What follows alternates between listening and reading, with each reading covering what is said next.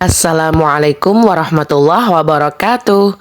Sugeng rawuh pamirsa, selamat datang kembali di resep Ulin Nama. Di video resep kali ini saya akan membuat dimsum kodotan daging sapi yang rasanya enak banget, kenyal, lembut, dan tidak bau amis. Selain dimsum, akan ada juga resep chili oil yang super gampang dan enak. Sekarang mari kita masak bersama-sama. Langkah pertama, persiapkan 100 gram daging sapi untuk campuran adonan dimsum ya. Kemudian potong kecil-kecil 250 gram kodotan daging sapi. Untuk kodotan daging sapinya karena ini membeku, jadi dipotong lebih enak dan mudah ya. Langkah selanjutnya, persiapkan 1 buah labu siam. Kupas terlebih dahulu sampai bersih, kemudian dicuci, lalu diserut panjang-panjang. Tapi nanti saya akan memakai setengahnya ya, supaya dimsumnya tidak keras. Setelah semua bahannya sudah siap, dari mulai potongan wortel, potongan labu siam,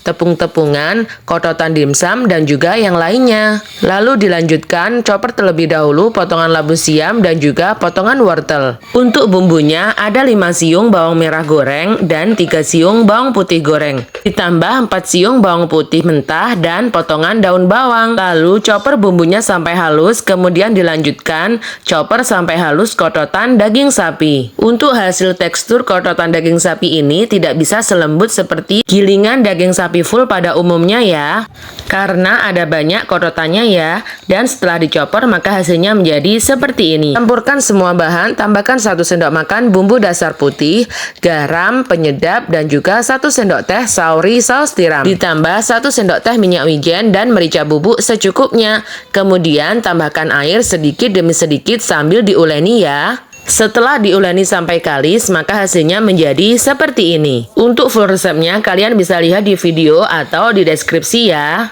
Langkah selanjutnya, persiapkan kulit dimsum dan juga 3 sendok teh minyak goreng yang dicampur sedikit air. Sedikit tips dari saya supaya kulit dimsumnya tidak keras saat sudah dingin, yaitu pertama, ambil kulit dimsumnya lalu olesi dengan campuran air dan minyak ya. Olesi sampai rata. Jika sudah rata, ambil adonan dimsum lalu lebarkan ke semua permukaan kulit dimsum ya. Kemudian cubit-cubit bagian pinggirannya. Lalu rapikan kembali menggunakan ibu jari dan jari telunjuk. Maka hasilnya menjadi seperti ini. Kemudian tambahkan parutan wortel di atasnya. Lalu ulangi sampai semua adonan dimsum habis ya. Supaya dimsumnya kelihatan cantik dan menul-menul, kalian bisa isi 2-3 sendok makan adonan dimsum ya. Untuk sedikit tips yang saya berikan tadi, yang bagian bawah diolesi dengan campuran minyak dan air itu hanya untuk jika dimsumnya dari mentah langsung dikukus. Bukan untuk yang dimsumnya dibuat stok mentahan ya, karena jika kulit dimsumnya sudah diolesi dengan campuran minyak dan air, maka tekstur bawahnya menjadi lembut dan terus cepat-cepat dikukus ya, artinya tidak boleh menjadi stok mentahan. Kalau membuat stok mentahan, kulit dimsumnya tidak usah diolesi dengan campuran minyak dan air ya. Selanjutnya, kalian bisa bentuk variasi dimsumnya menjadi seperti ini. Kalau bentuknya menjadi seperti ini, biasanya dinamakan dengan wonton ya. Jadi, adonan dimsumnya bisa digunakan untuk isian wonton atau isian dimsum sendiri. Untuk perekatnya ini hanya menggunakan air ya. Dan jika kalian bingung bagaimana cara membuatnya, tonton video ini sampai selesai. Jangan di skip ya. Siapa nih yang setuju akan saya buatkan video tersendiri wonton chili oil yang sekarang lagi hits banget. Jika semua adonan sudah diisi, kemudian kukus menggunakan panci kukusan. Lalu bagian tutupnya dilapisi dengan kain lap atau kain serbet bersih ya. Kemudian rebus sekitar 30-40 menit supaya bisa matang dengan sempurna ya. Dan setelah matang sempurna, maka hasilnya menjadi seperti ini. Ini enak banget.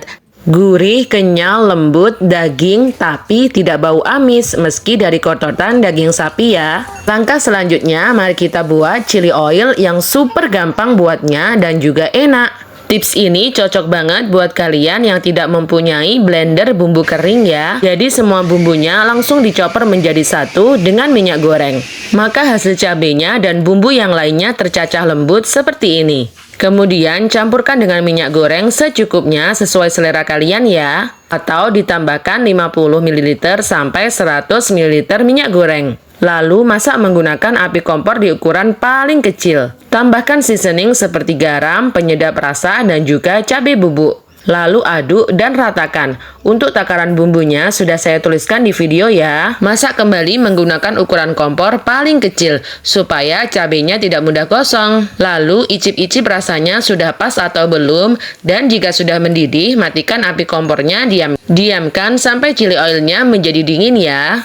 Untuk resep chili oilnya saya lebih suka chili oil yang biasa seperti ini ya. Enak dan cocok di lidah, juga bisa digunakan pelengkap sambal semua makanan. Setelah chili oilnya dingin, bisa kalian simpan di dalam wadah kaca ya. Selanjutnya, kalian bisa juga simpan kototan daging sapi di dalam kotak tin wall seperti ini. Ini akan tahan lama dengan rasa yang tidak berubah sekitar 1 bulanan. Dan yang bagian atasnya hitam ini saya kasih topping nori ya, supaya lebih cantik dan ada variannya. Selamat mencoba, kalian juga bisa gunakan untuk menu jualan ya. Semoga resep ini bermanfaat. Terima kasih kepada teman-teman semua yang telah menonton video ini sampai selesai. Dukung channel kami dengan cara klik subscribe, like, dan share sebanyak-banyaknya. Dan jangan lupa nyalakan notifikasinya supaya tidak ketinggalan video terbaru dari kami. Wassalamualaikum warahmatullahi wabarakatuh.